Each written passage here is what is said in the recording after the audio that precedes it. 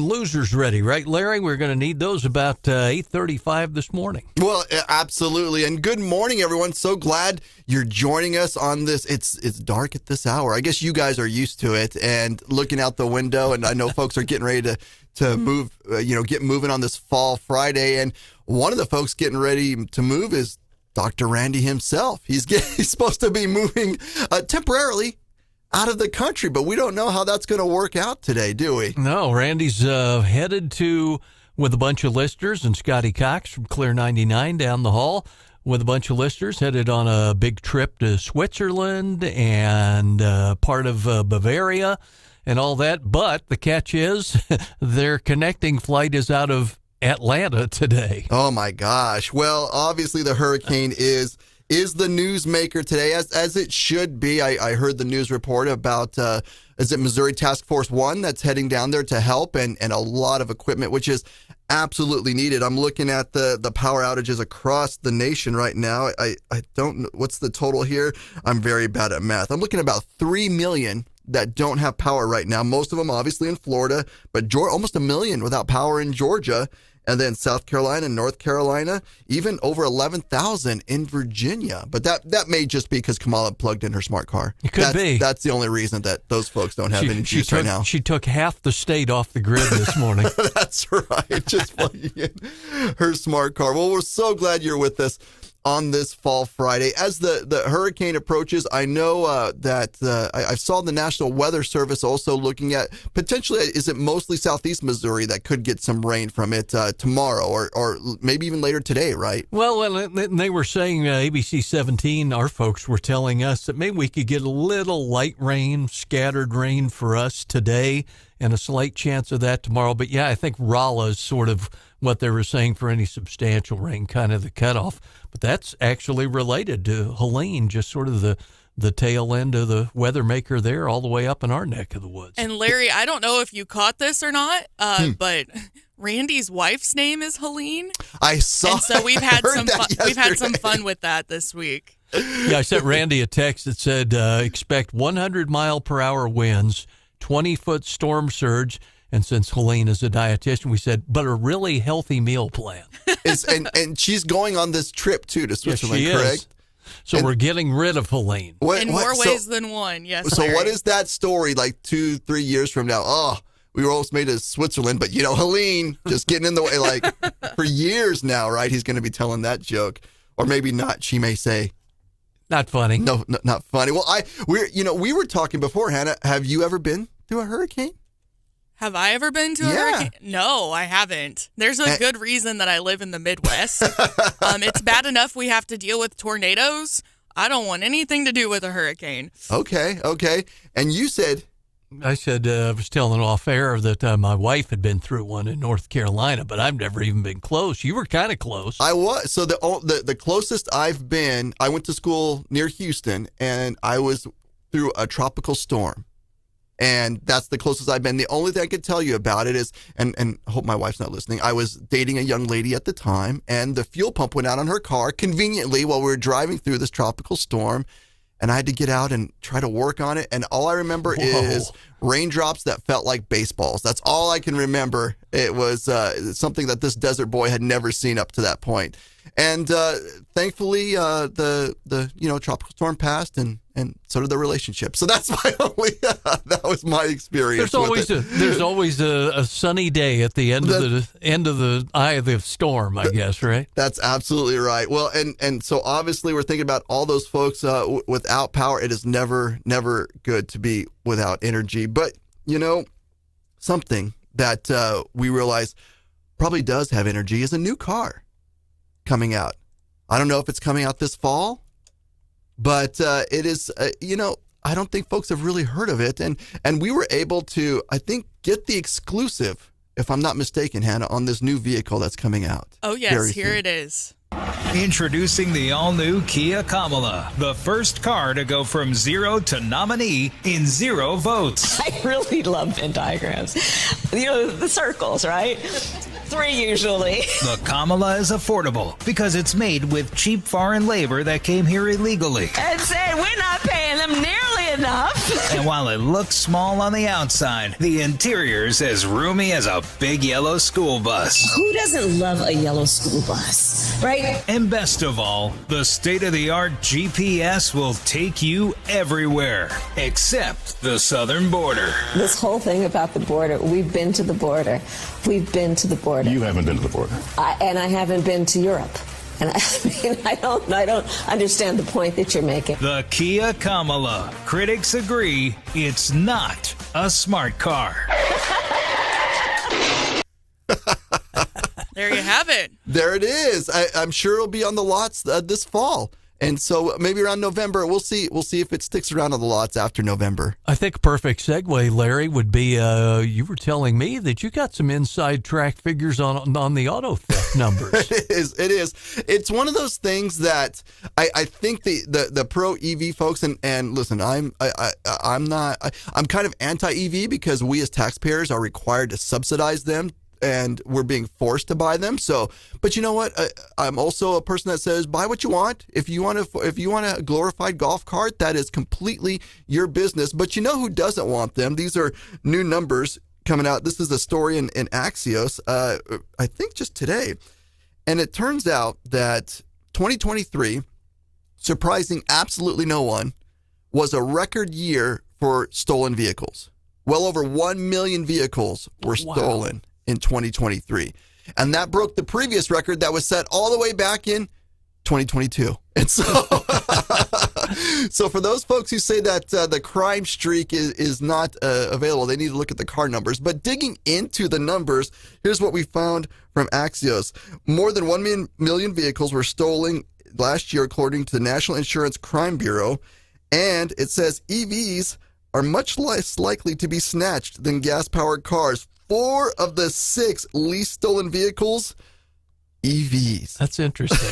And so the EV folks are going to say, oh, it's because the technology's so good and no one can, and I'll be the first. Anybody who has, covered crime or seen crime know that criminals are pretty good at getting around whatever they want to get around if they could, if the payoff is wonderful. They know the market. They do. They do. It is market forces are in demand. There's no subsidized world in the criminal world, and so they're looking at and I saw that, and you're reading the article. They're like, well, no one's stealing them because they're plugged in. I'm like, really? You think? Like a criminal rolls up to EV and sees like a Ford F-150 and says, oh, we'll take the Ford F-150 because the EV, we don't know how to unplug an EV. There you go. That's where it is. And so, well, maybe the truth to that is they're not sure if it's got a charge on it or not. That's right. Well, and so they start. It's when you want to get away from the police, it's going to be, you don't want to run out of juice. But, the fun part is with Biden-Harris, the police will have the EVs as well. So they're just as likely to run out of juice. That's right. They'll be parked. Could you wait a minute? It'll be a high-speed chase for a good 3-4 miles. It'll really, the news team won't even be able to get the helicopter up to chase it down. Well, another thing that we saw, and speaking of, I was going to say, I hate to interrupt here, guys, but we have listener John on the line right now. He's actually in Tallahassee. Oh. He lives there. He used to live in Jefferson City, and he said he would be able to give us an update on what it was like yesterday with that Category 4 hurricane rolling through. Absolutely. Let's hear it. Good morning, John. Good morning. Yeah, I lived through a Category 4 hurricane yesterday. It was really scary. We were in the center of the cone for about 3 straight days, and then about 9 o'clock last night, it veered to the right. It hit a town called Perry, Florida. Perry's been hit now by 3 hurricanes in 13 months at ground zero. Wow. We got lucky here. We got about 6 inches of rain. Power flickered for a couple of times. I lost a satellite for 10 minutes. About 50,000 people in Tallahassee still did not have power. Tallahassee is about as big as Columbia and Jeff City combined population-wise. And it was nervous Nelly, but it was like being stalked by a turtle yesterday because you're just sitting there and waiting and waiting and waiting. And lots of our area got hit really hard. My subdivision is all underground wiring, so we survived okay. John, a question, the Weather Channel is reporting, and of course we have 45 members of Missouri Task Force 1 from Columbia and Jeff City and all throughout the area that are in Georgia right now getting ready, and some of them are going to go to Florida. But the Weather Channel is reporting that the landfall originally hit what's called the Big Bend area. The Big Bend area. Yeah, basically. How far is that from you? About 35 miles. Okay. So this was my first Cat 4. We had Idalia last year and Debbie 2 months ago, but this one was scary.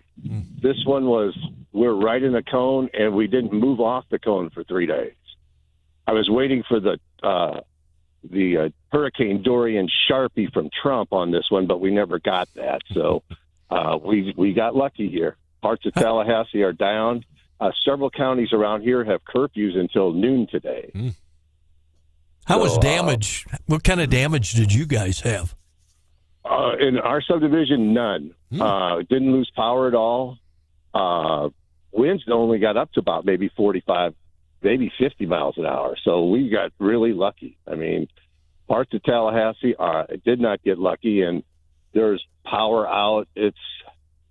I can only imagine what Atlanta's going to be like today with the rain that they're going to get. So, well, that's what I was going to ask, John. When you describe it to folks, where you used to live here in Missouri, what is the thing that you've been through a couple of them now? It sounds like. What is the thing that strikes you most that you didn't really expect when you're going through these type of events? Well, just the sheer you're waiting for you're waiting for the hurricane to arrive. And it's just sitting there. And I've been glued to the Weather Channel for Jim Cantori was here for 2.5 days. So that'll give you an idea of what we were expecting to get. And the university, I'm sure, is in rough shape today. They canceled classes Wednesday, Thursday, Friday down here. There's talk that some areas will not get power back for weeks. But there's a ton of line crews down here. It's amazing the infrastructure coordination that they've got as far as, okay, once you can get the roads cleared, then we can get the power restored. So what is the damage part that really leaves an impression, or is it all of the above? Is it wind? Is it? We heard about storm surge. Well, in our area, we are the city of trees. 31 years straight, Tallahassee's had that designation, and the trees just got to start to come down here pretty soon because every time there's a big storm, there's people that do not have underground utilities. They're sort of left to their own devices, basically. But it was weird yesterday. I mean, I was scared, and I rarely am scared.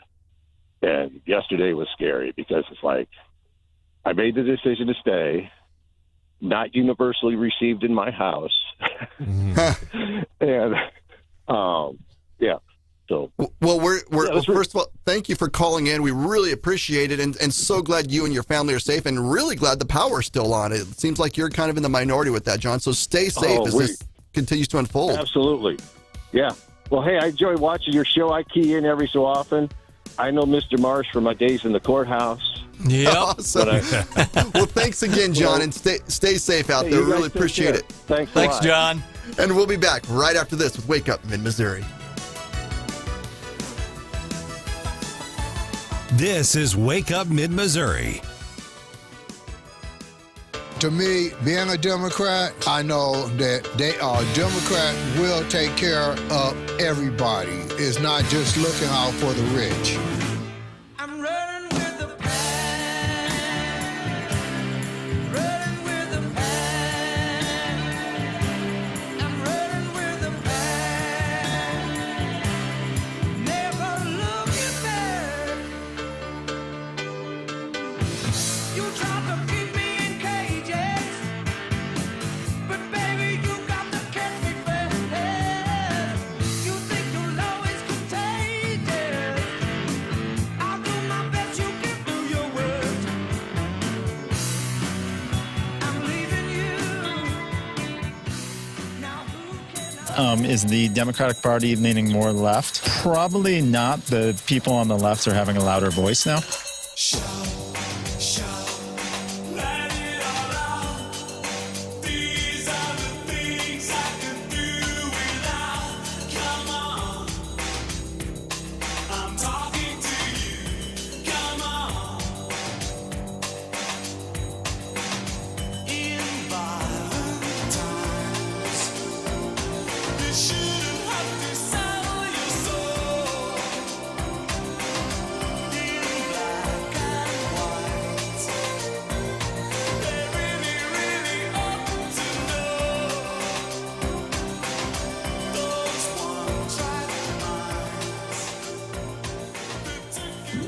Is the Democratic Party leaning more toward the left? Why or why not? I don't know, though. I don't know if the party in general is. I think it's more of a reaction to Trump and some of his kind of hardline right-wing policies, and it's kind of forced the Democrats to take an opposite position. We come together 'cause opposites attract, and you know it ain't fiction, just the natural fact.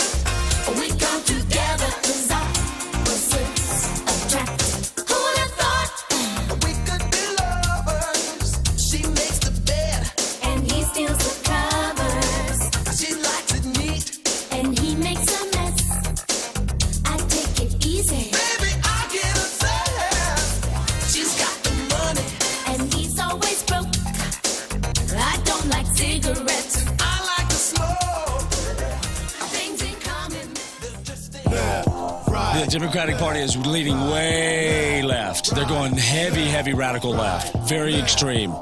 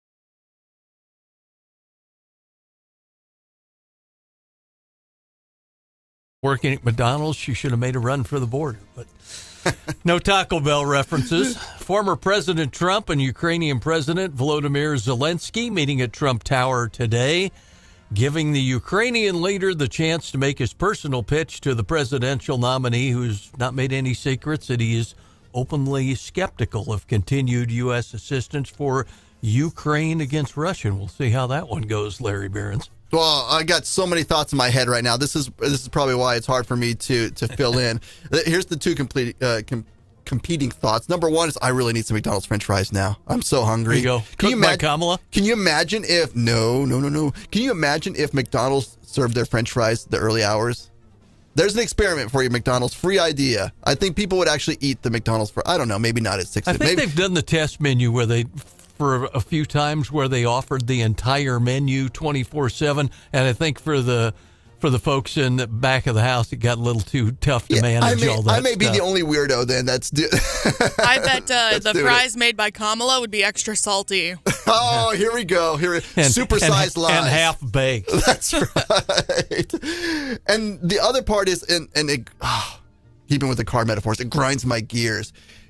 I'm old enough to remember, and I know many of us are, when Nancy Pelosi and her friends in the House impeached Donald Trump over a call to who?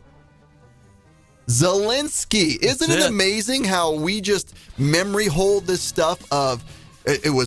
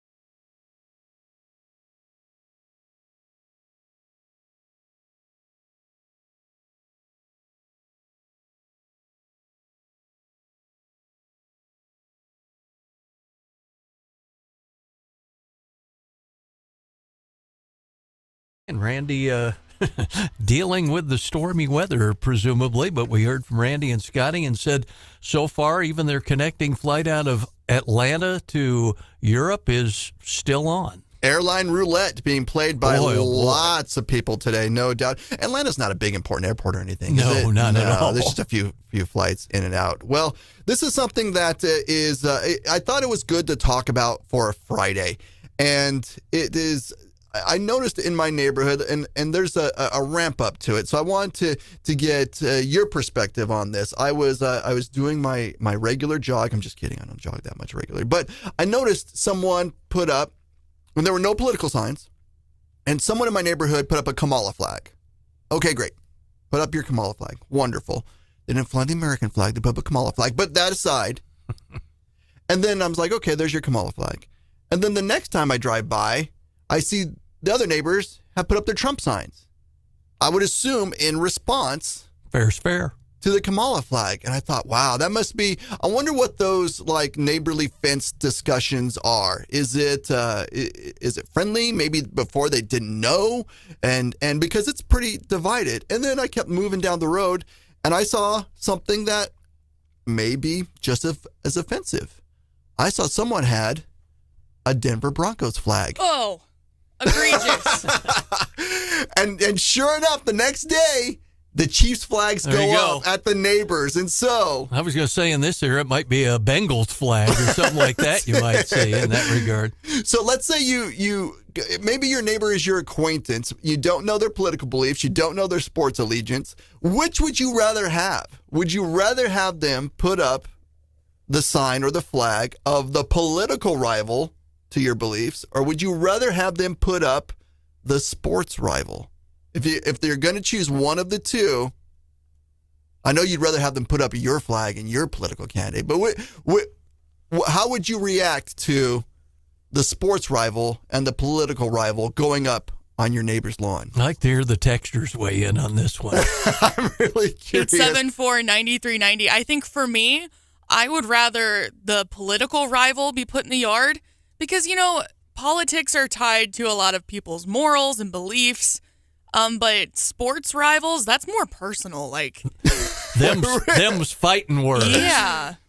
So you would rather have so the candidate across the way, they're going to raise your taxes, get us maybe entangled to war, and you're like, oh, I'm not a fan, but by golly, the Broncos won all those titles in those years. I'm with Hannah. I don't want to see you and your Cubs flag next to mine when the Cardinals are 49 games out of first place. I would never be so disrespectful to fly my Cubs flag in the neighborhood. In this neck of the woods, I don't know. I think there's a lot of people right now might agree with you and root for the Cubbies the way the Cardinals. And because of the way I drive, my wife won't let me have the Cubs bumper sticker on because she doesn't want my car identified later when people get mad at me on the road. No, this is some idiot with a Cubs flag. This is like when we're in the peak of summertime and one neighbor starts mowing his yard, and then everybody else in the neighborhood takes that as a challenge, and everybody else also has to mow their yard. I don't know if you've witnessed that. At 6:30 in the morning. Yeah.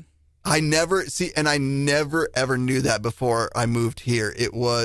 I never had I don't know what you would call it, the lawn. That's not lawn envy. But it's lawn maintenance. Because it is. If your grass butts up right next to your neighbor's grass and theirs is all nice and cut, and my wife doesn't even have to look at me. And I'm like, I got to get out there. I got to do it. I don't. What is that kid's birthday today? No. We're gonna cut the grass. Yard work. And Hannah, speaking of birthdays, I got a hot news tip. We have a birthday boy amongst us. There's a birthday today. He's not in the studio right now, but. Okay. We're going to sing to him later. Oh, we are? What's this week? No. Where's the... I meant Hannah, but we. Oh. It's going to be solo a cappella. Hannah, is that what we're planning on? Brian Hauswirth, the birthday boy. Birthday boy. Does that make it into the newscast? Should. All right. I guess so. I mean, it did, but I said it should. It seems like it happens every year about this time. I don't know. Funny how that works. I don't know. Well, so if I guess it leads to the next question of what would be. It would be the sports. is there anything that your neighbor could put up that would immediately spark a conversation of like, no. Well, so actually, after the first assassination attempt on Trump, our neighbors actually put up a Trump flag, off like their little front porch area. The timing was spot on. I mean, I don't know if they ordered it because of that or what, but it didn't spark any other uprisings in the neighborhood. But I did notice the timing of that one was interesting. I could see the big political thing other than the presidential race right now, especially in Missouri and in mid-Missouri, would be the pro-con Amendment 3. That's the other one I'm seeing. Abortion issue. Ones that, yeah, like you said, you've seen a lot of those. No on 3, and then you're seeing some yes on 3 as well. I saw that. And again, it's just, I love thinking about the interactions between people of, does the Kamala fan or the yes on 3, and I understand it's a statewide vote, but in the neighborhoods I frequent, those are the minority signs and flags. Do they feel good? They're like, I'm standing up against this, the dominant side there, or do they feel? I'm just curious about it because you're absolutely right, Hannah. After you want to make your voice heard and you want to let people know how you feel. But then your neighbors are going to let you know how they feel too. I guess it's this. I wonder how it's going to be at Christmas time after the signs come down, and hopefully by Christmas we have a declared election winner, and then we all have to try to still be neighbors after that. And that's where I felt. I think I would probably rather have the political one too, because the political is hopefully only once every 4 years.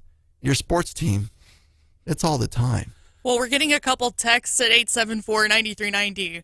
Listener Nathan says that he would rather have a sports rival for a neighbor.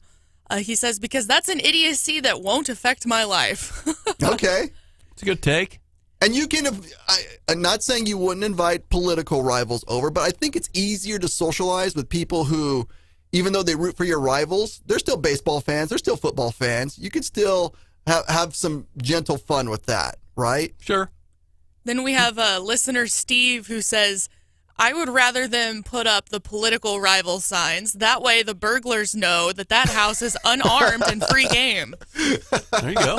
Touche, Steve. Touche. Very good take on it. That's some 4G chess there, Steve. I like it. I like it a whole lot. Well, there was, Kamala has a sign out that it made Golden Arches, I think. That's right. That's right. Supersized lies with Kamala. She, I think this is, I would say this is a Trump sign.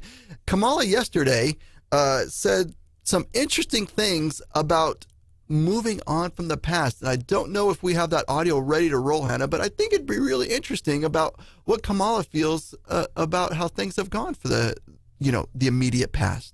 Stand by. Hang on. Putting me on the spot here. I'm sorry. Making me earn my keep. No, Hannah was standing over the fry master, working on the fries. I'm telling you, I can smell them right now. I found the fry master. Here we go. We just need to move past the failed policies that we have proven don't work. Is that not, if I'm the Trump team, that's my cut the ad, get it next to Tim Walz about turning the page or whatever. Oh, Donald Trump commented on that when he said they've had 3.5 years. Go ahead, go for it. Isn't it amazing that it is? I'm telling you, this will be studied in Political Science 101 because this election has thrown everything of conventional thinking out the window. But one of the biggest laughers to me is watching Kamala Harris and Tim Walz try to pretend they're not the incumbents because they will tell you, well, technically we're not. But you guys have been in charge. As someone who sees those press releases from the White House, it didn't say the Biden administration. This was even before the Jill Biden administration. Yeah, it was always Biden-Harris administration, Biden-Harris administration. I'm not going to say almost like they planned it, but the fact of the matter is, it is their record that is there. And if you're going to be different than the guy you're working for now, you need to at least articulate as to why. But she has only said so far that she's going to be different from how she said she was going to be when she ran for president. I've lost track of all the flip-flops that we've seen from Kamala. I'm in the energy world, and so the EV mandates, the plastic bags, the fracking. Oh, and she recently said, I think they're silent on whether she is no longer in favor of the Green New Deal. And so, hey, maybe that's something you can discuss with your Kamala sign neighbor. Well, the Bengals in. Sorry. There he was. I was getting our bumper queued up here because it's fitting for the topic. Oh, it is. It is. So it is interesting because I just wonder how we are going to. I don't wonder. We know we've had divisive elections in the past, but this one is we'll call it supersized in honor of Kamala's alleged employment history. It's supersized in its divisiveness because we have never seen a candidate drop out like Joe Biden has, and we need to talk about too just Kamala's role in that. And it's not a good look for her. On one hand, she would have us believe that she had no idea that Joe Biden had declined as much as he has. Yeah, she hadn't been comparing notes with Nancy Pelosi or anything. Exactly. And so then the other side of that is, okay, Kamala, if that's true, that means you really weren't paying attention. You didn't see what everyone else saw. And so she hasn't really answered a lot of questions, let's just be honest, but she's never really answered the question of, maybe if she does an interview at some point, that someone can ask her, when did you know Joe Biden wasn't fit to be president? Oh, he's done a good job. That's always been her response from day one. Well, he's done a good job. It's the old. Our administration has done a good job. It's the old Nixon question, is it not? What did Kamala Harris know, and when did she know it? That's right. Vis-a-vis she Joe is Biden. not a crook. Vis-a-vis Joe Biden's mental capacity. Sorry, it always goes back to politics on this Friday. I'm trying to keep it light. I know I'm excited. It's a football Friday. Every Friday is a football Friday, and I saw. Forgive me, I didn't hear. Is Mizzou up this weekend? Mizzou has a bye week, and then they're at the home of the 12th man, the Texas Aggies, next weekend. I'm curious, Mizzou fans, and I'll call myself casual Mizzou fan because great school, great team. How nervous were you last week? Vandy is not a school that we usually worry about, correct? Vandy's had a pretty good year. And so almost a little too good. Almost a little too good. I get it. And so bye week this week. And so that's another thing. As a football fan, I secretly hate bye weeks. No, bye weeks are for the birds. They're the worst. You don't need to rest up. You need to go kick somebody's butt and rest up when the season's over. That's right. You get all ththose bye weeks during the spring. That's what it is. That's right. You're getting all that money for your name, image, and likeness. You don't need a bye week. And just as those words left my mouth, I picture some, 6'5", 300-pound all muscle guy saying what to me, and I'm like, oh, I need to start running. In fact, speaking of running, we're going to take a break. Coming up right after this, a whole lot of Wake Up Mid-Missouri coming your way. Well, the Bengals and the Ravens are 2 games back. Ain't nothing like having Mahomes at quarterback. Chris Jones breaking straight through for a sack. Thank God I'm a Chiefs fan. Well, for years and years we never got far. Had a few good runs, close but no cigar. But now we got a team full of NFL stars. Thank God I'm a Chiefs fan. This is Wake Up Mid-Missouri. The world's smallest fiddle, the check don't steal coming up. There are crazy positions on the far left and crazy positions on the far right. On the left, there are people who believe a man can get pregnant, that the world is going to end in a decade if we don't cap carbon emissions, that the real purpose of the American Revolution was to preserve slavery. On the right, there are people who deny the Holocaust happened, who believe that whites are inherently superior to other races, that no one should pay taxes. But there's an important difference between these two extremes. The crazies on the right have no voice. They are shunned. They live mostly on the far fringes of the internet. The crazies on the left have a loud voice. They are celebrated. They live in the halls of Congress, in state legislatures, and in governors' mansions. In light of this distinction, it might be interesting to ask ourselves this question: which group, the left or the right, is more radical? We can arrive at a common sense answer by posing this thought experiment. What would America look like if the left got everything it wanted, and what would America look like if the right got everything it wanted? Let's start with the left. Taxes would go up on individuals and corporations to pay for more social programs. Everything from universal child care to free college tuition. Many on the left call for income taxes as high as 70%. Private health insurance would be abolished. The government would provide all healthcare services. Everyone in the medical field, from doctors, nurses, and administrators, would be government employees. Americans would pay for this government healthcare through much higher taxes. Illegal immigration would be decriminalized. It would still be illegal to enter the country without proper documentation, but no one who made it into the U.S. would be prosecuted for doing so. Illegal immigrants would also receive free healthcare, free education, and free housing. The Green New Deal would be adopted. Hundreds of billions of dollars of subsidies for wind and solar power would be added to the federal budget. Drilling for fossil fuels, the current source of 80%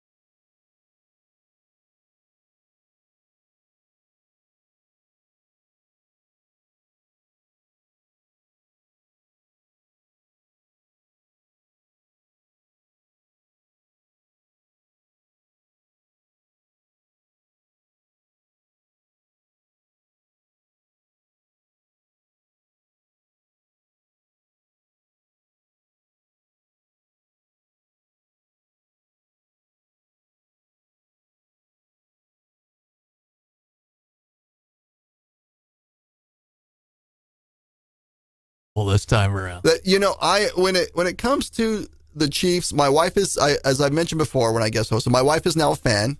She has gone native. She loves the Chiefs, and so she loves being part of the camaraderie around here. And so this I must casually follow. And Are you, a Bears fan from way back? No, I went to school near Houston. Okay, so see, and Texans. When we first moved here, I would tell people, I'd like, oh, that's cute. Oh, that's because we were like 3-45 or whatever our record was. Bless your heart. I know. Oh, so sweet. So just so nice. Kind of like you guys treat Broncos fans now. Pretty much. But and it's not. It hasn't. I'm not going to say it's risen to the level of suspicion now from Kansas City fans with my Texans, especially after last week. Great job, Texans. But I think I hope there is a budding rivalry. I'll just leave it at that. But there is still something that came across my news stack today.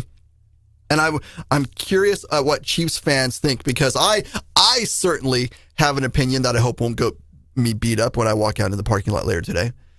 The title is from, and this is Kansas City Star. Despite rash opinions, here's what's really going on with Travis Kelce. So what is, I want to hear before we get into the article, Hannah, what do you think's going on with Travis Kelce? What do you mean? What do you mean? And is something wrong? He hasn't been playing real great. What? I think Mahomes has, said that in interviews. Andy Reid has said that in interviews. Travis Kelce has said that in interviews. I think he's just going through a slump, A, and B, he's getting like double and triple teamed, by our opponents. Goodness. In these games. And so I don't know what people expect him to do. That's kind of his role, though. I mean, when you've got a tight end like Travis Kelce, I mean, they double team him, and that eats up some of the defense and all, which, that's more of a role than getting receptions and all that and advancing the ball. So, that's kind of part of it. Well, some are even saying that, it's his first NFL season without his brother, Jason Kelce, being out on the field, and maybe that's mentally got him down in the dumps a little bit. I don't know. I know I'm a guest here, but I have to say it. I'm so disappointed in both of you. There is a perfect clickbait answer to this question. Well, obviously. I mean, and what is that? The T Swifty side of it, right? Okay. Listen. Everybody wants to blame a woman for a dude's problems, okay? Always. The numbers don't lie, Hannah. Numbers don't lie. And have I thought that, the Taylor Jinx is what they're calling it, if you want to call it. And part of me, I have to be honest, I know the chances are minimal, but there is a part of me that in my mind thinks I need to be very careful what I say because Travis Kelce could snap me like a twig. Yeah. So I don't keep, and he still, even what they're considering low production from him so far is 1,000 miles higher than what I can do. You're gonna have the John Denver guy just making fun of me now, aren't you? Yep. I've earned it. Well, according to the article, you guys are both correct that Kansas City Chiefs have more weapons, and that is why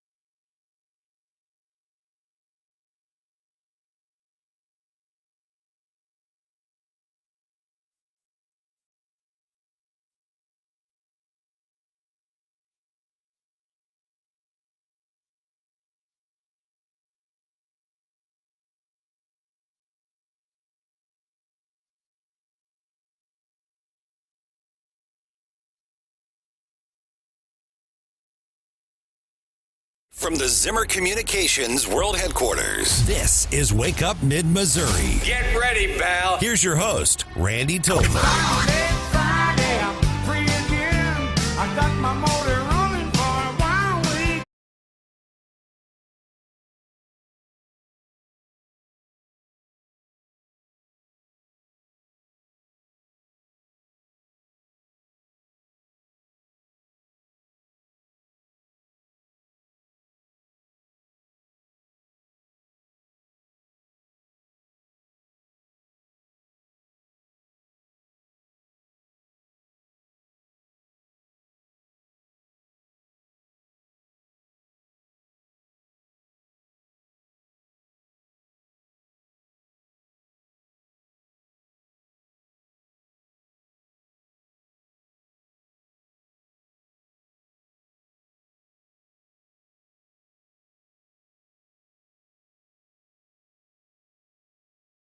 Producer Hannah, all in the house this morning. Get your winners and losers ready to go. We'll need those about 8:35 this morning, right, Larry? We absolutely will, and so glad you're joining us on this fall Friday where the weather outside here is nice. It's not like the southeast part of the country. Wow. Power's on, weather's good, and we're thankful for that, and obviously hoping for the best as the hurricane continues to impact the southeast United States. I'm checking the good old poweroutage.us. I'm looking at Larry's iPad map upside down. And it is so. This is Tennessee. I'm just kidding. This is I know you know this color. State. Yeah. So we're at nearly 4 million without power right now across the United States. Most obviously, actually, most in South Carolina now. Florida. Wow. Maybe they heard our report in the last hour and realized that the power is not out as much in Florida, and so now Florida is second most. And so we're continuing to watch that. But you know, when there's a major hurricane approaching the United States, I don't know about you, but I hope that my president or whoever's in charge of the White House is really taking action. And if you're of a certain age like I am, you remember when Hurricane Katrina came and they blamed the White House 100% for that response. And they said it was all because the White House didn't do this and the White House didn't do that. Well, now here we are, 2024, hurricane impacting, and what's the White House doing? Well, here's what Joe Biden was talking about yesterday, and I guarantee you it wasn't the hurricane. I taught constitutional law for years, constitutional law. Never was the Second Amendment meant to be absolute. Back when it was passed, you could not own a cannon. No, I'm not joking. People like the liberty of America is just water with the blood of patriots. Like hell. I'm serious. Think about it. Think about it. It was never absolute. Never, never, never, never. It's time we increase funding for the Bureau of Alcohol, Tobacco, Firearms, and Explosives. There you go. There is a man that has his finger on the pulse of what is affecting the nation right now. If not, Thomas Jefferson concurs. That's right. Oh my goodness. And so let me just, I see what they're doing, and I just love the media giving a complete pass. Mr. President, there is a hurricane. What I think Kamala said, we're keeping an eye on the situation. Great work there, Kamala. And so when somebody is in charge of the White House, could they maybe start looking at helping those affected by the hurricane instead of, and this is what they decided to do yesterday.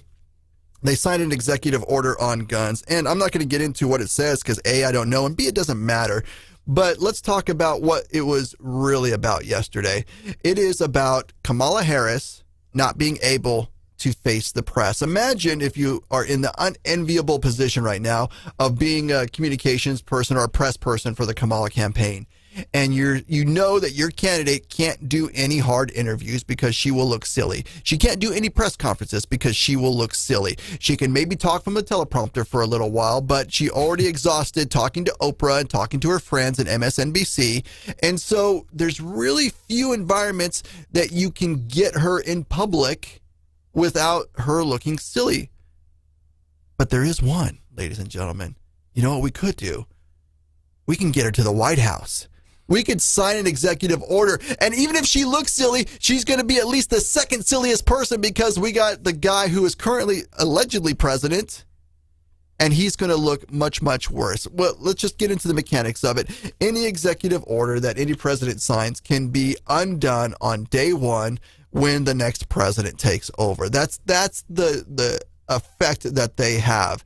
In Kamala land and Biden land, they're hoping that they sign some of these things and some budgets move and some things happen so that if the next president cuts those things, then, everyone, bureaucrats in D.C. whine and moan and say, oh my gosh, look at what you're cutting back and look at what you're doing. But that's all the impact it has. This was all about, it was a campaign event for Harris for president. And I can't get over just the awkwardness it has to be of Kamala, who hid Joe Biden's condition, or at least wouldn't acknowledge it. And she literally, by running for president, she literally says, you are not suitable to be president. And she has to still stand next to him. You're not suitable to be president for the next 4 years, but it's perfectly okay now. And you're going to yell at us about, a good job. You're going to yell at us about cannons because that's your line. And I'll just end this little rant on this part. My favorite part, I taught constitutional law for years. How'd that work out for you? They didn't. It's a total lie. He never, ever did. You referenced Kamala's press people and her handlers and all. Mm-hmm. I think they should take, if they're looking for a path to follow with her, maybe talk to KJP and Karine Jean-Pierre about how she's tried to manage the president. Maybe she could give you some good tips. Well, and that's just it. And we remember the basement strategy of 2020, right? It was, let's not have this guy be out in public. And they were able to use COVID as the reasoning for that. But now they don't have it. So we're, less than 40 days, 38 or so days till Election Day. And you can't have the major party candidate not doing something every single day.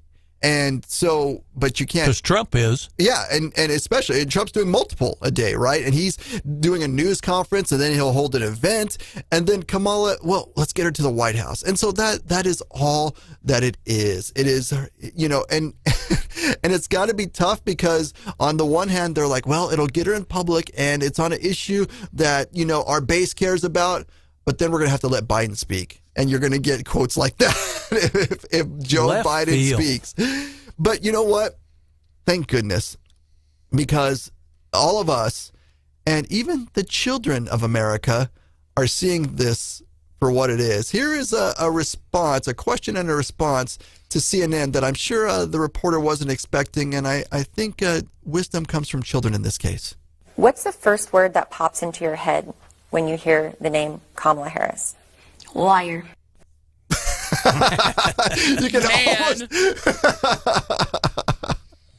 that kid. I'm curious if he's going to get an A for the next assignment. And I'm told Brian is in and wants to share with us. Hey, I am here. Very intriguing, guys. I just know that it's a pretty powerful soundbite, obviously. But the polls, it's very interesting. You look at some of these polls, and depending on what poll it is, they seem to be going up and down. Mr. Trump seems to be doing very well right now in Arizona, and I've seen him up in North Carolina. I've also seen Vice President Harris. Again, if you believe these polls and who's doing them, show her up in Wisconsin, also show her up in Michigan. But again, I think the race is very tight. And I keep seeing people say on national TV, these especially the popular vote, yeah, it's great to talk about that, but remember, it's the Electoral College that decides the election, and I think a lot of people don't realize that. Maybe they do, but the way it's being talked about on television, you could win theoretically 54% of the vote and still lose the Electoral College. Al Gore won the popular vote back in, say what you want, he won the popular vote in 2000, and he still lost. Again, we'll just see what happens. But Mr. Trump seems to be, I've seen the polls in Missouri. They show Mr. Trump and the Republicans doing very, very well right now. Although Lucas Kuntz polled, the last poll I looked at, it was last night, showed him at 40, I think, or 41%. So he's hanging in there. He certainly made that a race, the U.S. Senate race. You guys are just tapping into my old campaign days PTSD. You really are, and this is what we call poll crazy time. And so, I'll try to explain it because it gets weedy.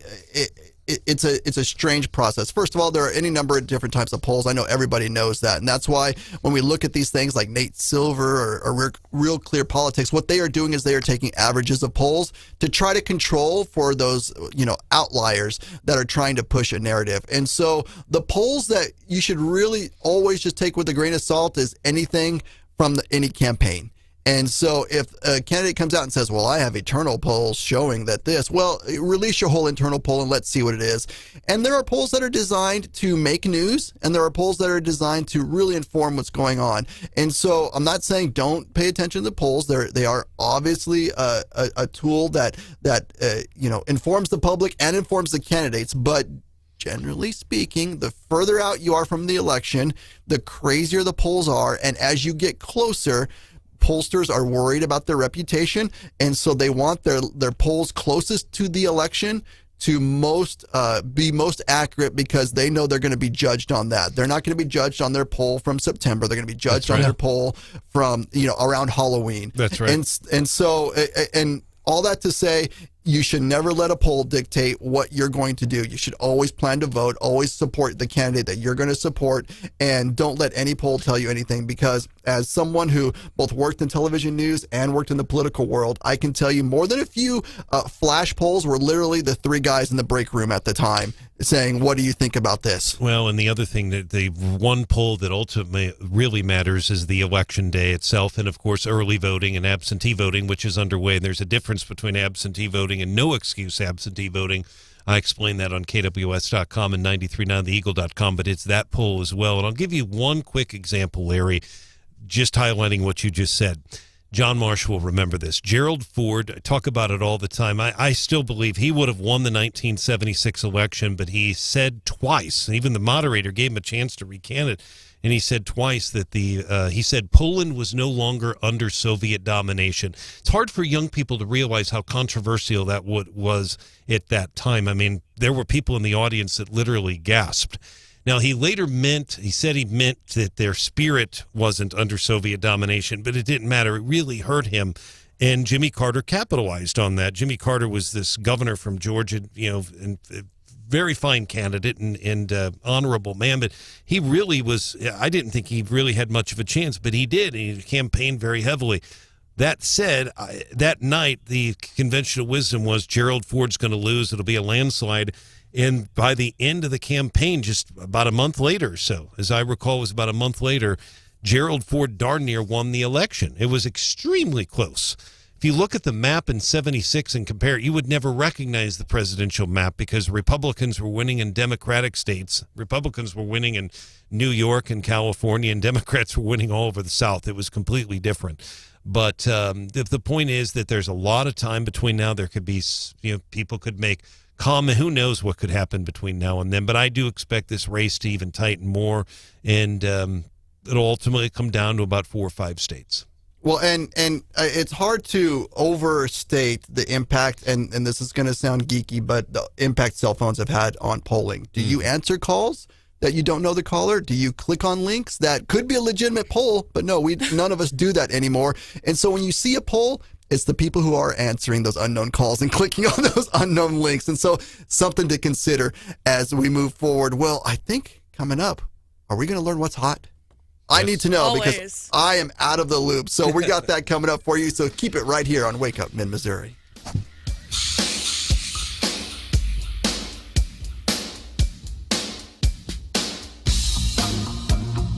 This is Wake Up Mid-Missouri.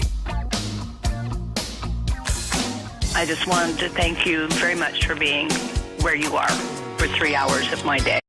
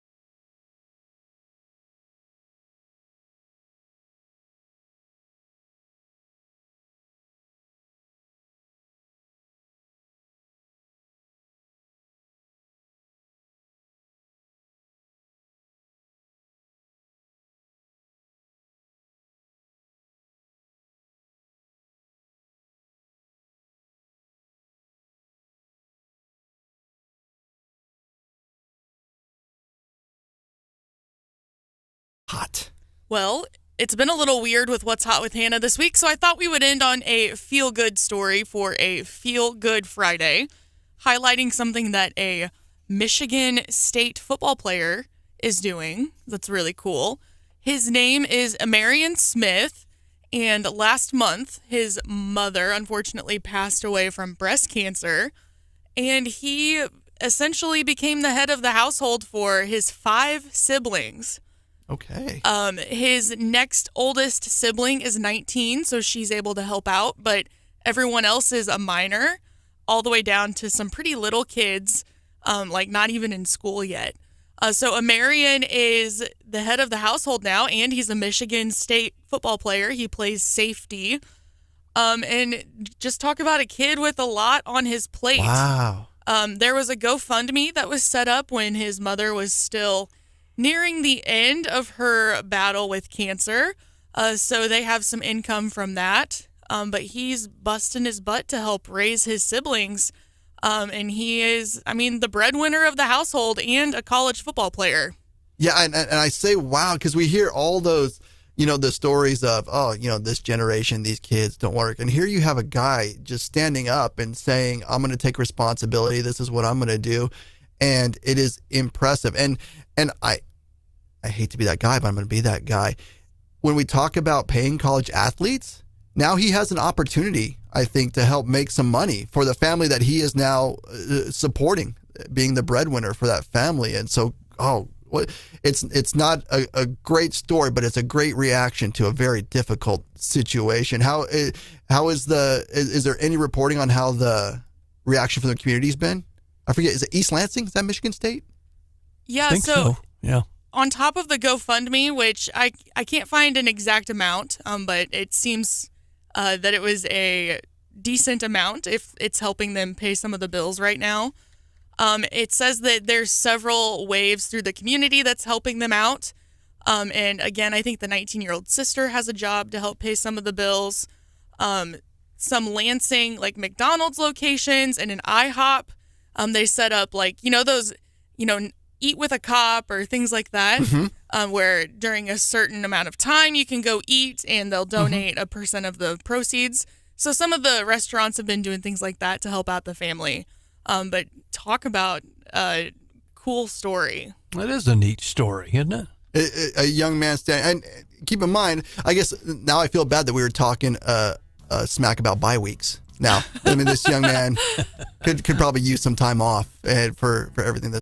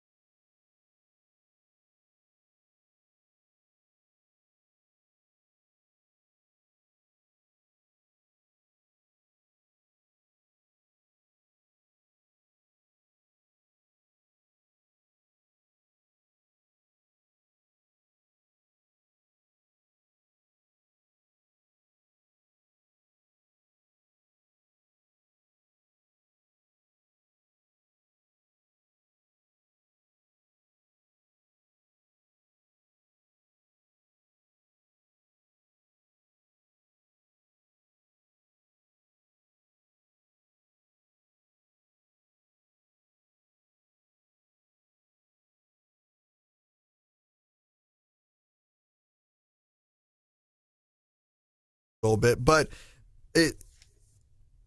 I don't want to react the way I'm initially reacting because I don't know all the facts. And so I am willing to admit I may be wrong on that. And that's not something I'm willing to admit very often. But they're bringing air conditioning to some Missouri prisons. Okay, that decision's been made. We're doing that. But they say it's going to take forever to install it, 1.5 years to install it. And you were telling me during the break there's kind of a history here of air conditioning in Missouri prisons, and whether I can't imagine getting through a Missouri summer without air conditioning. And so what has been the history and the thought behind this? And, yeah, I could give and then you we can get into how many millions they're spending on this operation. I give you a little bit of the history, but Brian's a guy who actually worked for the Department of Corrections for a couple years. Oh, Brian, yes, I'm learning. Why don't we just pitch to Brian, because historically, Missouri prisons, they had ice houses and ice crews and all, and that's how they cooled them. They do, and I know it gets controversial for people there. Some, especially the Eagle and KWS listeners, sometimes will get upset if, for instance, they fix the air conditioning at the prisons. But let me just make it very clear to people. It's in the best interest of the staff members. I know this from working there, and it's in the best interest of the staff members and the inmates. Remember, these are some of the people in there are serial killers. Some of them are murderers. At JCCC, hundreds of them are in there for murder. So you want everybody to be as comfortable as possible. It's just a security issue, and furthermore, if the ACLU or somebody found out they didn't have air conditioning, you could make the argument, especially if it's 100 degrees or something, that it could be a safety issue. But they'd probably win the case. So yes, the state does, when there's air conditioning that breaks down, they do fix it. But most of certainly we call them the newer facility now. John, you and I remember when they moved over to MSP to JCCC. It's actually been 20 years ago now. I mean, we call it new, but it's 20 years old. A lot of those newer facilities, quote unquote, have air conditioning, but at some point those HVAC systems, even in the newer prisons, are going to go out. But it's a safety issue, and also the staff members. They have nurse facilities in there. They have doctors and nurses that are working in there 24 hours a day. It's safety to do that. So that's why they do it. Well, let me give some numbers from the article here, because I want to make sure I'm somewhat accurate. It says of the 17 Missouri prisons, 10 are already fully air conditioned, and lawmakers in the budget last year allocated $14.3 million to install air conditioning at a facility in Fulton, I guess. And so you mentioned, Brian, that it's controversial. I'm curious, does it just come from the point of view that there's a feeling that prison should not be pleasant and it should not be a nice stay, and that's why they don't need air conditioning? Or or has it just been a budget issue? It's not been a budget. The Missouri has a $50 billion budget with a B. They're awash in cash, so money is. I mean, every dollar is important. When I say controversial with some listeners on primarily on the Eagle that I've heard from, that really feel like they need to focus on other priorities. But again, at the Fulton prison, that's a reception and diagnostic center. You have essentially every inmate that gets convicted in, I don't have the county brought off the top of my head, but let's just say 75 of Missouri's 114 counties. That's a very high amount. They come into that facility. So you got murderers, you got guys in there that are in there for drugs, don't pay their child support, every bad checks. And all these murder cases I covered from Columbia, they all end up over there, and then they're basically there for 2 or 3 months and they get shipped out. You have a handful of inmates, a couple hundred that are over there that are what we call, well, it's not really permanent, but they're based there. Those are lower end people that work out in the highways and stuff like that, and clean up trash and cut the grass, things like that. But the legislature generally over the years, it's been pretty bipartisan. Brandon Ellington, a progressive Democrat who's no longer there, he would argue it's a safety issue to put the air conditioning in prison. And I will tell you, Mike Moon, who is about as conservative as they get, I mean, he's probably politically to the right of just about everybody in our listening audience, he would argue it's a safety issue as well, and he's a conservative Republican. So, but they do have the $14 million allocated for that. And then it just takes some time. You got to award the contract and then do it. Hopefully they can get that done and get that done for the summer. That was one of those kind of debates that we think back to, Brian. You can probably remember back even before the debate over, well, should they have air-conditioned prisons and all? And for a long time, the administration areas were air-conditioned and the prisons and the cell blocks weren't. But there was that same debate we saw back in the day when not just Missouri corrections, but corrections nationally decided to take smoking products out of the prisons. And the whole mindset was you're riling up the offender population by doing that. The cigarettes are extremely popular with the inmates. I know that, you got some people smuggling the dope in there. That's gone on for as long as I can remember. I'm sure it's still going on, but a lot of them love their cigarettes. Most of them smoke. At least that was my impression when I was working there. A lot of them smoke. I don't know about the female inmates. This is primarily the male inmates. They definitely did. But the other thing that people sometimes would complain about is the inmate health care, because the cost of inmate health care has gone up, and it continues to go up every year. But keep in mind, the U.S. Supreme Court has already said, and there's actually a state law on the books, inmates receive inmate health care, and it's paid for by the taxpayers. Again, you get back, if there was a measles outbreak, if there was a COVID outbreak, if there was just any sort of outbreak, it would affect not just the inmates, but the staff as well. So the argument it would be a staffing issue. I think the same argument could be made about the air conditioning and it could be a life or death situation, especially in extreme heat too.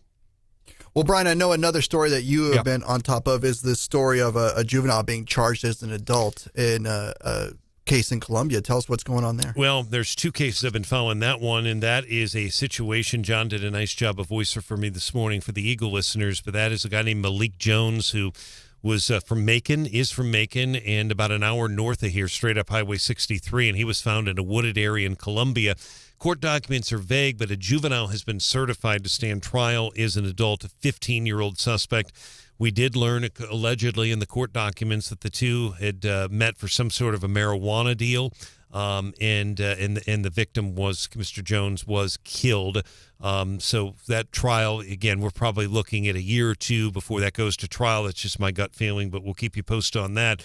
And then I have been, Larry, for the last 3 days, on and off as best I can. I have been at Cadillac Derrick's murder trial in Columbia as well. Lots of interest in that case, heavy security in the courtroom. He's a Columbia barber. He graduated from Rockbridge, and he was convicted last night of not the first-degree murder charges the prosecutors sought, but killing 2 women, voluntary manslaughter, involuntary manslaughter. The defense really hammered away at the credibility of the 2 women who were killed, Legiana Sanders and Laura Myers. Mr. Whitener was the defense attorney, and he said that they were both intoxicated that night, way over the legal limit, that the one woman, Laura Myers, he said in his words to the jury, unleashed chaos by banging on the door. And what came out of that trial, very simply, Larry, was this was a stormy relationship between the barber, Mr. Derrick, Cadillac Derrick, and his girlfriend, Sanders. She, according to him, he basically testified she threatened to kill him, stabbed him once, tried to run him over with his vehicle, beat somebody up at the barber shop, and then under oath, he had to admit he sent her a text and telling her basically, I hope you die or you need to die, something to that extent. And he said he was emotional when he sent it, said he still loved her, said she still loved him, but they clearly fought quite a bit. And but yeah, it was very emotional, and the security in that courtroom was very tight. And at one point, the judge, Brooke Jacobs, he actually said something to the audience, and he was not talking to the 3 reporters, me and the 2 TV reporters. He was talking to the audience, said, I'm not going to tolerate facial expressions. So I couldn't see what he was referring to, but I almost took it that people in front of me were making faces. I'm not sure who they were making faces to, but that you just don't see that in court very often. So very emotional. He'll be sentenced in November. It's a silly question on my part, but why the heavy security? Is it just because these were well-known folks in the community, a lot of big family ties or something like that? Or was it? There were a lot of family members on both sides of this very emotional case in the courtroom. I see. They're not heavy security. Like I said, you got a handful of prosecutors, you got a couple defense attorneys, 3 reporters most of the trial. It was me and 2 TV reporters from the 2 TV stations. He was not referring to us, and the police were not concerned about us. It was family members, and I don't know. I can't speak for why they do it, but I can tell you it was visible, and they are doing that. And I didn't see any issues, but again, they do that for safety reasons, and it gets emotional on there. I didn't see any outbursts or anything like that, and I didn't see the facial expressions, but clearly something must have happened to do that. But yes, there was tight security during the closing arguments. There were actually 3 bailiffs standing at the door. The door, and there was also security outside the courtroom as well. So yes, this one, periodically you'll see some have more than others. I've seen the Joseph Elledge one, goodness gracious, that had very heavy security, but this one did more than I was expecting. Well, and so you had mentioned at the top that the first-degree murder charge, there was no conviction there, correct? He was not. They sought that, and he was actually charged with that. But they have the authority, and the defense attorney, Larry, said, I want you to go back, stick to your gut. He really kept emphasizing. He spent a lot of time on the jury instructions, and he did say this. He said, this is not a murder case. It is not. It's a self-defense case. But he said something very powerful. He said, at best, this is his words right to the jury, it's a voluntary or involuntary manslaughter case. He did say that. And they sent those convictions. He potentially is looking at probably 15 years. That's going to be up to the Judge Jacobs, obviously, in November. But had he been convicted of first-degree murder, he would die in prison. You don't get paroled for first-degree murder. So he'll get out at some point. He's 37 years old. But it's a victory for the defense in that he didn't get the first-degree murder conviction, but a huge victory for the prosecution because Mr. Widener literally asked for an acquittal. And he actually asked for the judge for an acquittal, and the judge said no. The judge rejected that. Well, and that was my question then. And so the prosecution is still taking it as, I don't want to use the word half victory here, but it wasn't what they were seeking, but they still got. They definitely are going to be pleased with this, but no, they wanted a first-degree murder conviction. But they are going to get him, from their perspective, they get him off the streets. They get him off the streets, and he'll be sentenced in November. Brian, thank you for all that information and all the time you spend on it. It's important to know, and we're up against a break, so we're going to talk a whole lot more. Brian, thanks so much, and hey, stick with us right here on Wake Up.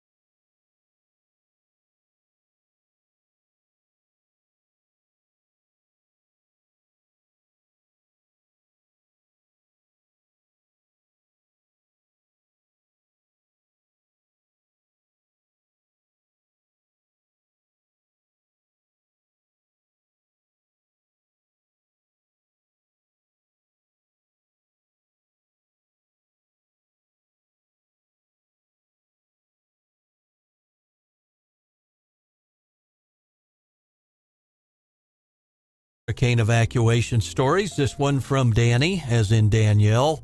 My first hurricane evacuation was for Hurricane Sandy. I was a kid. My parents loaded me, my little brother, and the hamster into the car and then ran back in the house to grab some papers. By the time they had gotten back, we'd let the hamster escape in the car. My brother slammed the door on my finger, and I flung it back open, knocking one of his teeth out. Thankfully, it was a baby tooth. My finger wasn't broken. We found the hamster, and years later, after evacuating a couple times as a grown-up, I can only imagine that our parents must have wanted to kill us. And now you know the rest of that story. That's like a slapstick comedy right there. The hamster. What was that? What was that song? I assume 80s. Crazy Squirrel in a Church. Oh, yeah, by, what's his name? Ray Stevens. Ray Stevens. Yeah. There's a deep cut for everybody. Boy, a crazy hamster during the hurricane. And the hamster survived, I guess the hamster survived. As a parent, knowing that you have to evacuate and probably get a dental bill with it, I don't know how I'd feel about the hamster. Man, that's pretty, when I've talked to friends, I was telling you off air, I had a former coworker, and she was working in Houston radio at the height, I think, of Hugo, and had to evacuate. And it was kind of a hairy run for her, being a single white female and all that kind of stuff, and ending up in some kind of shady shelters and all that. So it ain't just the weather when the hurricanes blow in. It is a special time. It's interesting, and I'm sure folks have been down there and they've seen it, but the hurricane evacuation routes, I've seen whole interstates where they turn the whole interstate. There is no north and southbound. There's no east and westbound. Yeah. They're all turned into one direction. And like out of when we saw the hurricane number of years ago target the Keys. Yeah. And they all and they just start saying there's so many people, and for this amount of time, it's all going to be. And we've all seen those pictures, right, of just the cars clogged. And I have to think, and I think a lot of parents do, is like, how would I be trapped in the car with my kids and that bumper to bumper traffic trying to get out? There yet? Trying to get out. It's a situation, and I haven't even looked. The latest power update is still about 4 million without power. Across, and South Carolina is in the lead now with more out of power, and it's getting into Tennessee and in Virginia as well. And so, and more folks at least I forget just how huge these storms are. If you talked about a storm that reached from, the Florida Panhandle all the way up to Virginia, that is just that's what they were saying. They were saying there's flood warnings up for northern Virginia. Yeah. It's just a massive, and meanwhile, I'm thinking here, it's been a while since we've got a little bit of rain. We have the luxury of thinking about it that way. But I know folks are still dealing with it.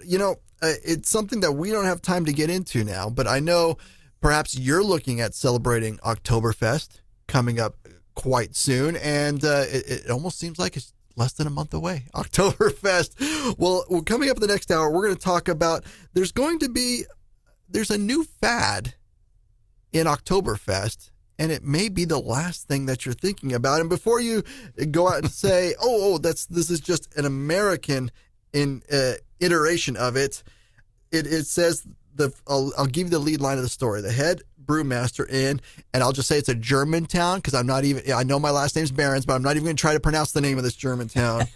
It's the world's oldest brewery, and he has a secret. Just in time for Oktoberfest. Just in time for Oktoberfest this year. So we'll get to that in the next hour. And we're going to be talking about your friend and mine. Talking about why you don't believe in polls. Imagine if you took a poll that just had the cast of The View. Your friend and mine, Whoopi Goldberg, compared President Trump to a bug. How about that?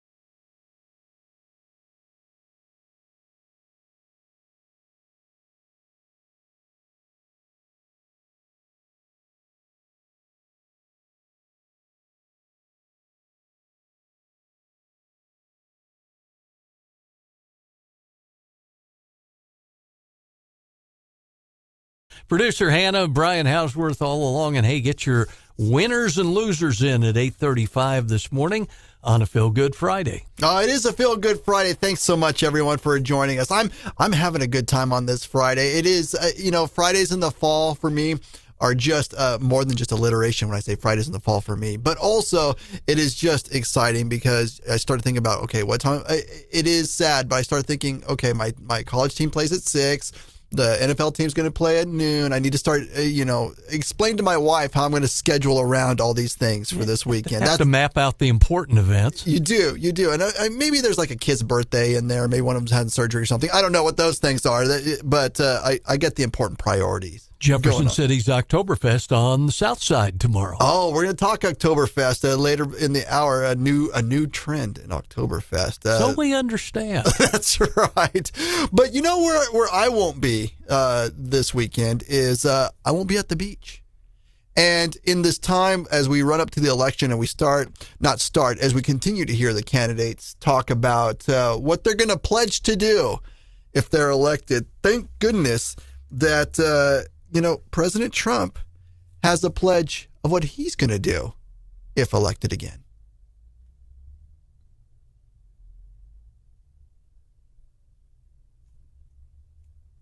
I promise you he does. I promise he really you. Does. He really does. We need to get him to say it. But he has talked about, I think, something that is going to make him a little different from his predecessor.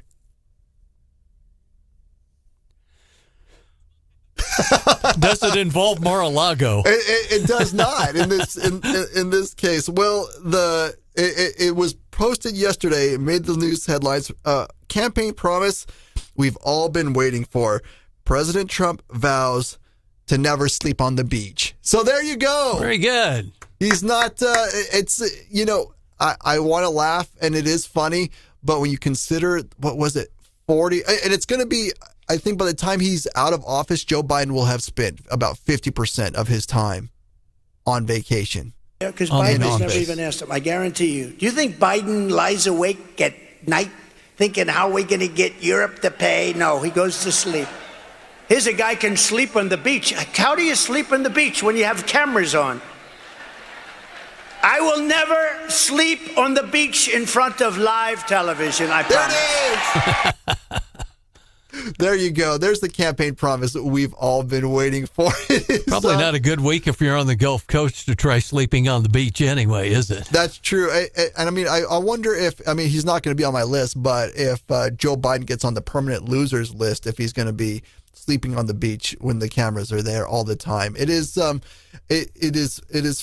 don't know. I just got to get there. It is fascinating to look at the history of presidents and talk about the lengths presidents used to go through to appear a certain way in the media. I mean, we all know about FDR and the lengths they went to.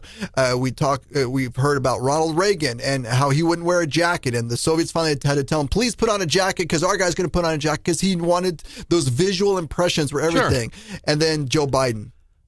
Let's just take a nap on the beach. Literal nap on the beach. When you're president, there's always something going on and something important to be done. And we all know, it's no mystery to us that presidents sleep.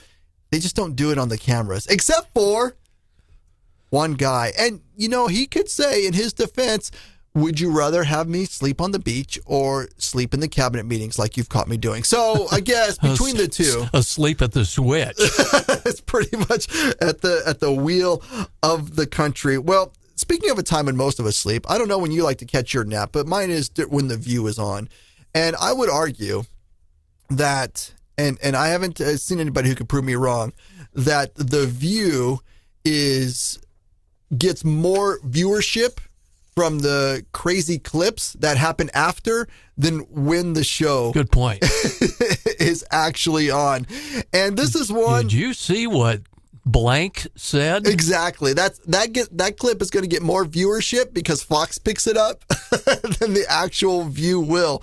But here is one from your friend and mine, none other than Whoopi Goldberg. Then he just wouldn't go. He was like a bug. He just kept being there. He was like a bug right there. So you felt...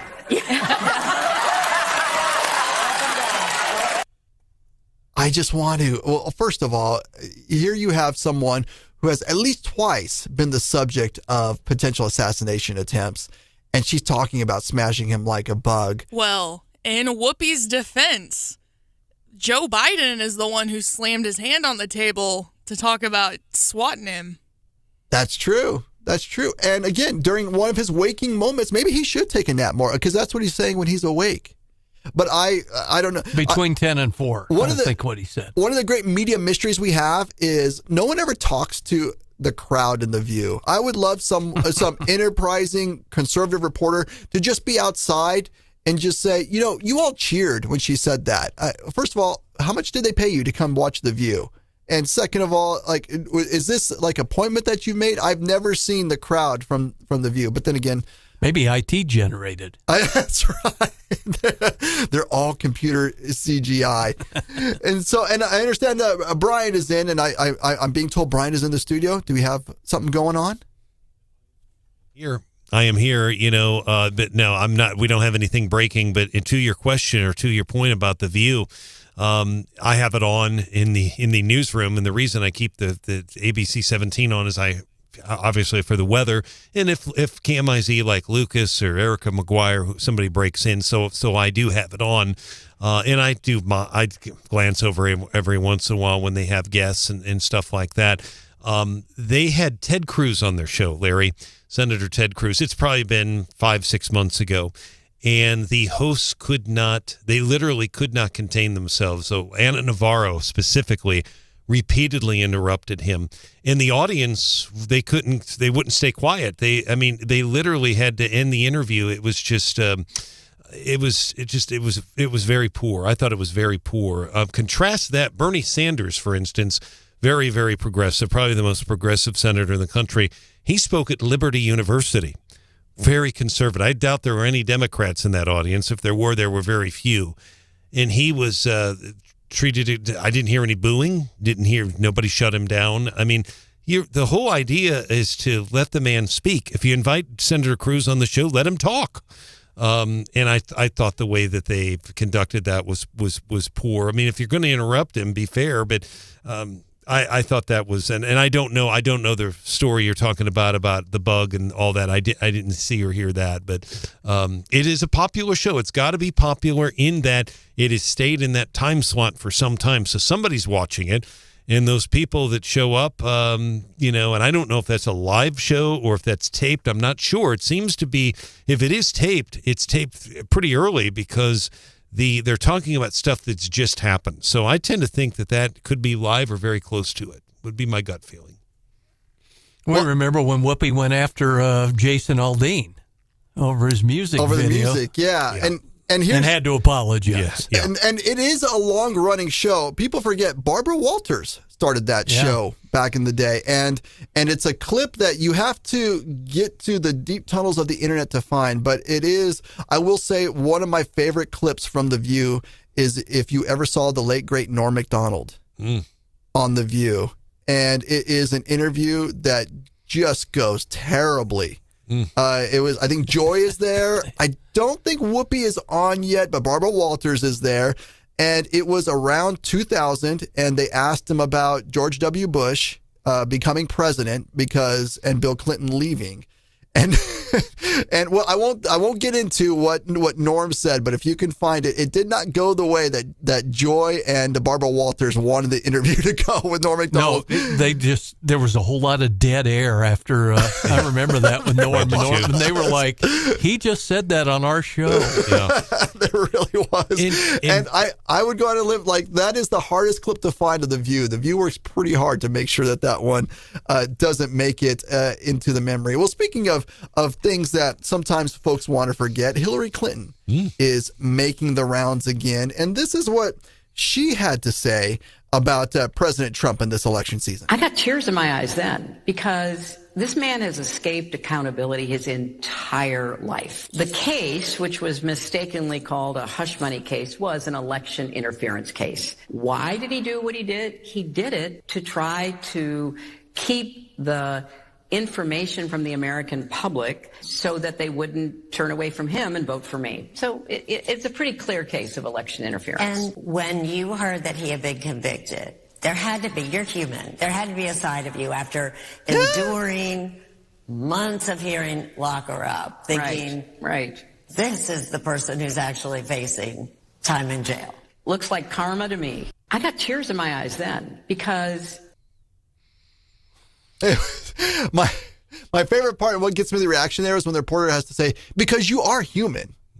Kind of like it's not an established fact. And so it's really interesting that it's not interesting. We know why. I am blown away by Hillary and the inability to drag her away from the nearest TV camera. And so I guess in the absence of Kamala not doing interviews, they have to have a Hillary out there. And I can tell you, I'll give you my TV day story real quick, John and Brian. It was 2008.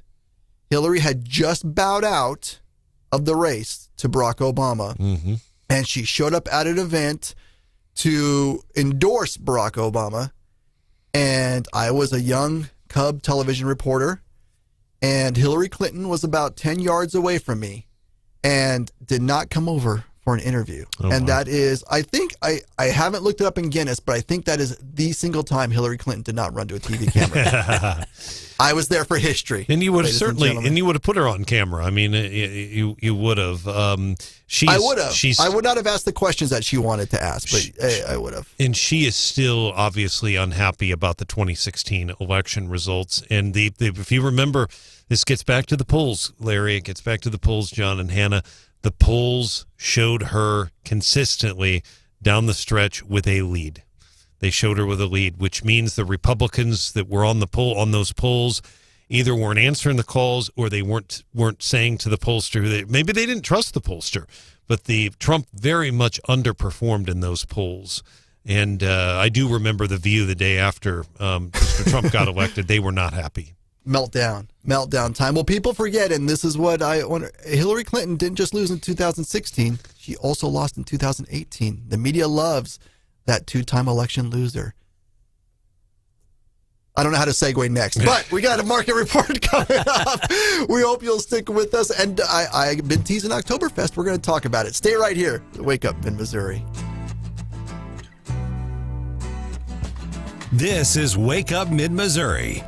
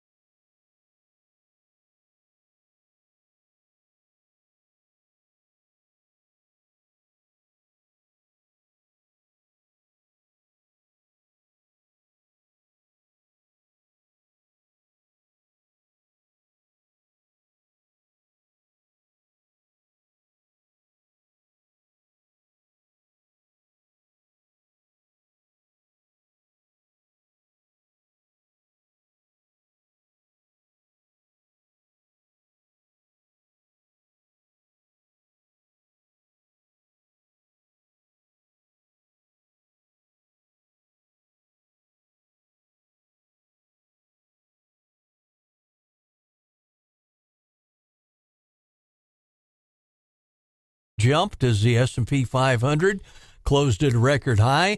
Dow Jones rose 0.62%. S&P 500 added more than 0.4 to close at a record high as well. And it's, watching the markets and all, and Larry's in the energy industry. I know we point that out from time to time when Larry Behrens comes in with us.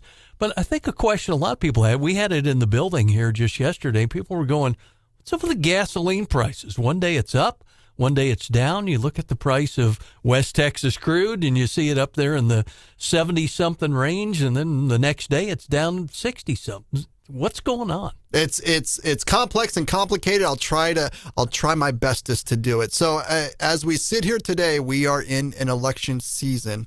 And so there is an argument to be made that the powers that be have, for months leading up to this, planned to have higher production so that we would see lower prices when we head to the ballot box, understanding that that can be a political liability. But there's a couple of factors. One is the Middle East is unstable right now, and usually during a President Trump, that doesn't matter as much because we get a lot of domestic production. That matters a little more right now. The other part is it's fall, and across the country, not necessarily here in Missouri, but across the country, there are some states that require a different mixture of fuel in the summer, which does make it more expensive. As that goes out in the fall, then refineries are able to, instead of producing two types, they're able to produce just the one that doesn't have that special mixture in it. And so that helps drive the price down. And then demand goes down in the fall. People aren't taking the long road trips in the fall that they do during the summer, and so that's it. Now, what you're talking to is volatility. I think as we sit here today, a price of a barrel of oil is about $67, and that's actually the lowest it's been for a while. And I would argue that is part of the discussion of they want to make things look good when everyone goes to the ballot box, because the price of a barrel of oil today is probably what you're looking at having an impact on the price at the pump within, a month to 6 weeks. What about the whole angle of Hurricane Helene? Could that affect the refineries or anything down there, or did the path it take kind of miss them? Yeah, it missed them. And so yes and no. So there is some production, obviously, down in that area, but refining capacity, no. A lot of folks don't know, but 90% of America's refining capacity, you can pretty much say, is in between Houston and New Orleans along the Gulf Coast.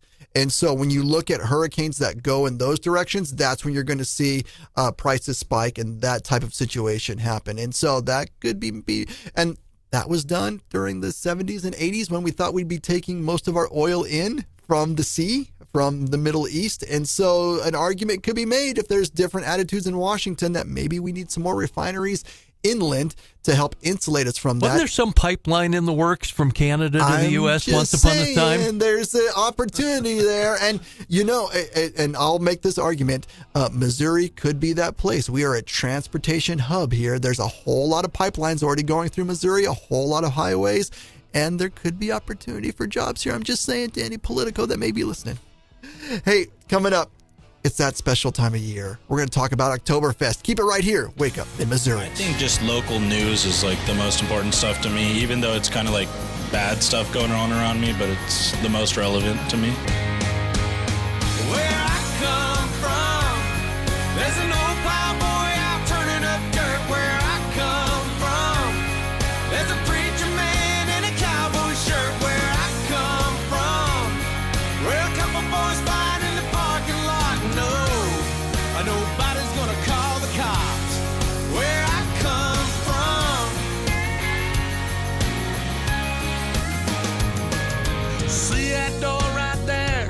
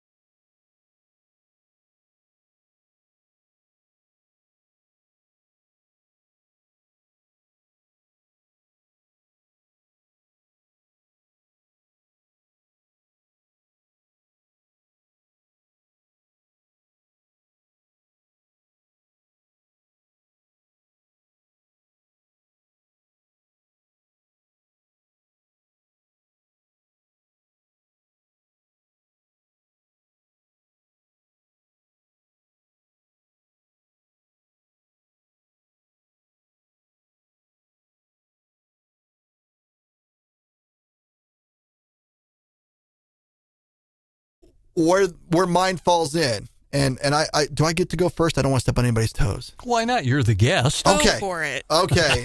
I have one, and I don't know if he's a winner or a loser. I'll let you decide. His name, you're familiar with, is Nathan Wade.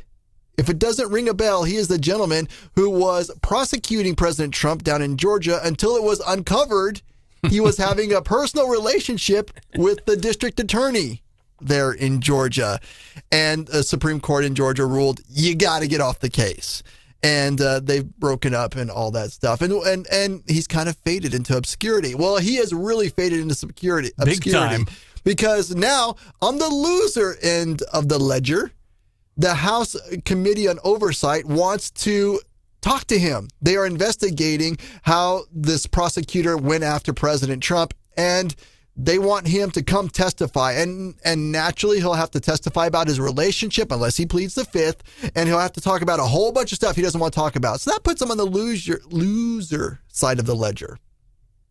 But he just may be a winner because they can't serve him with a subpoena. Nobody can find this guy. They went to his attorney. His attorney said, you can't serve me. They tried to email him. They haven't heard back. They sent the U.S. Marshals to find him. Nothing. And maybe we should ask Randy if he sees him down the airport in Atlanta. Maybe he had to evacuate ahead of Helene, and he had a perfect excuse. So if you see Nathan Wade, can you tell him Congress is looking for him? It's reminiscent of when they couldn't find Kim Gardner to do the audit of the prosecutor's office in St. Louis. Mm-hmm. Oh, man. I guess people just have places to disappear. Hey, Brian. Good morning. I do remember that. It had Scott Fitzpatrick could not find Kim Gardner there for a while.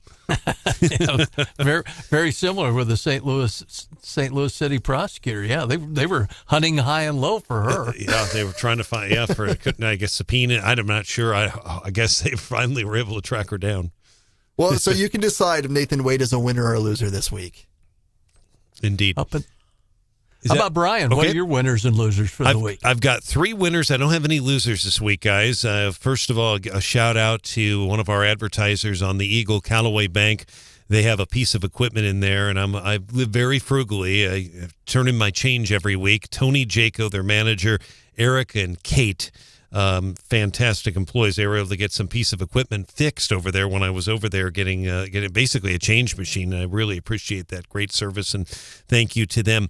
Also, a winner of the week, Ben Fredrickson, St. Louis Post-Dispatch columnist. I'm a big fan of Ben. He really writes a lot about Mizzou. I'm going to be on Ben's show tonight on the Big 550 KTRS, which is the flagship station for Mizzou football. Be on with him and Brendan Weesey, and had a chance to visit with him earlier this week and really appreciate his work, and thank you for the invitation.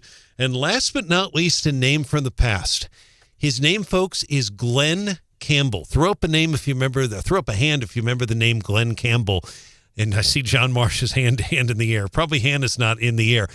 I was at D-Rose this week, a little stressed out from covering all this terrible court stuff I've had to cover this week. I mean, 3 or 4 awful, just god-awful cases. And lo and behold, at D-Rose here in Columbia, Glenn Campbell comes over their radio. I hadn't heard the song in years, and the song was called Wichita Lineman.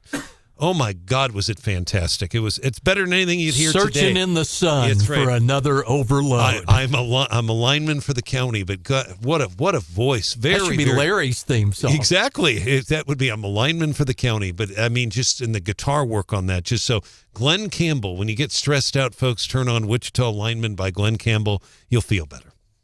How about that? That's a good one. I like Galveston from Glenn Campbell. I'm going to say Galveston's right in your wheelhouse. Rhinestone Cowboys also popular, but yeah, he has a lot. Gentle on my mind. Yes. I've got a few of them here. I've got a winner and a couple of losers. All right. So how about winner? Task Force 1. Yep. 45 people on their crew from Mid-Missouri-based Task Force 1, a couple of search dog teams.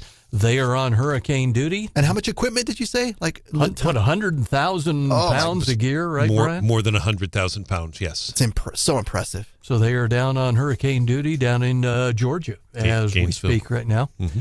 A whole bunch of losers, all the kids allegedly making threats to schools from Ashland to Versailles to everywhere else this week. But our biggest loser of the week, our story we did earlier in the week when PETA's Hell on Wheels truck made it to downtown, blasting the recorded sounds of squealing pigs. And Ms. Chambliss was her name. Marty Chambliss was with PETA, and we talked to her at the scene. The next time they're at the grocery store and see a pile of pig parts on a piece of styrofoam under plastic, to think about the baby piglet whose mother never had a chance to sing to them while nursing or play with them in the sun.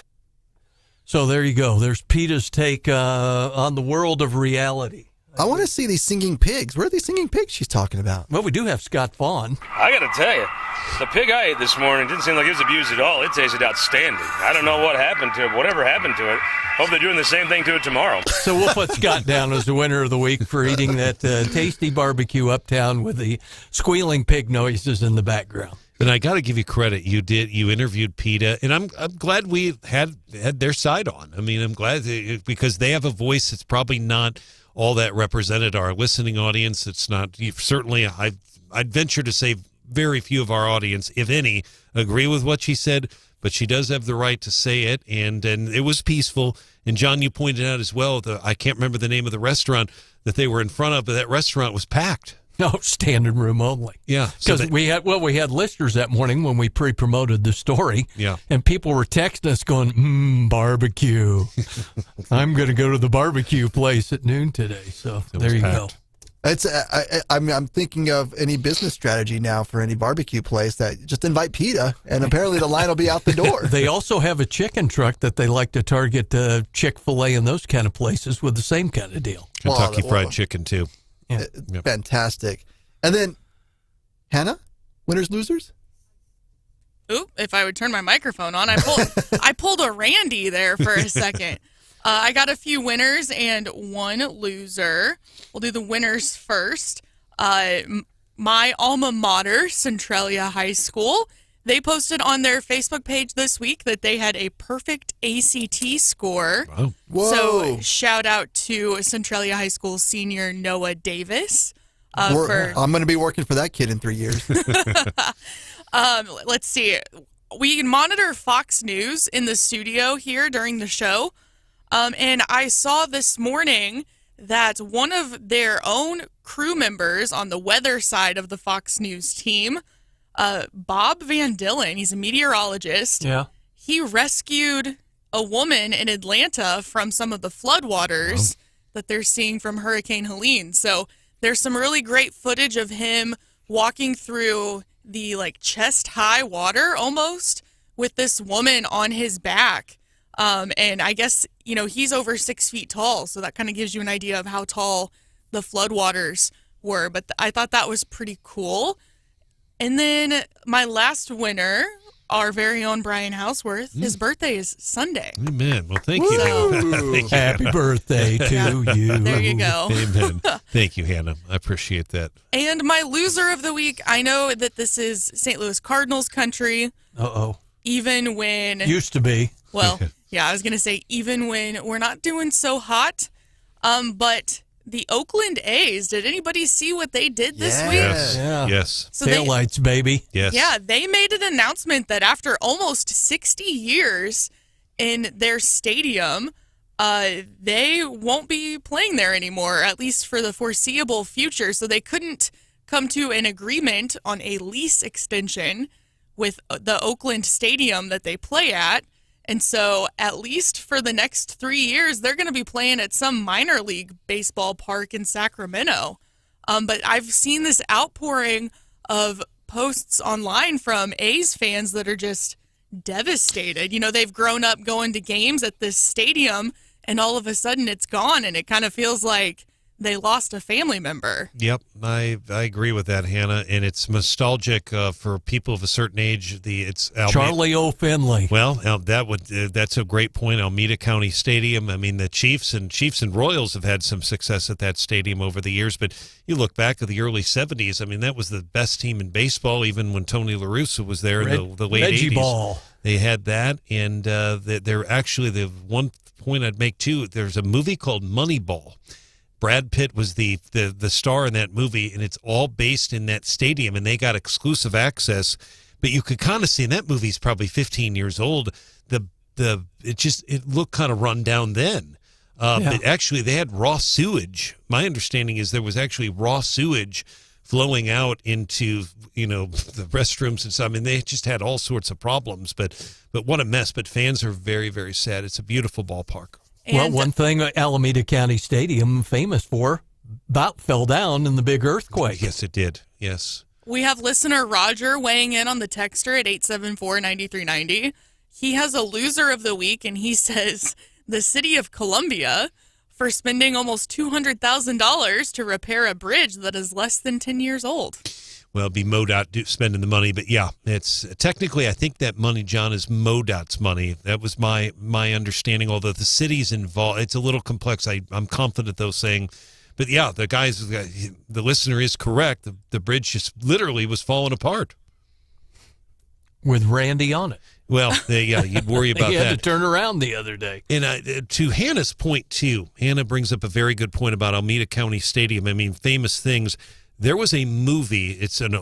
I was not even born. That's how long ago this movie was. I don't think I was born when it came out, but the movie, John, was called, what was it? Dirty Harry. The movie was called Dirty Harry. It was Clint Eastwood's first film, Dirty Harry.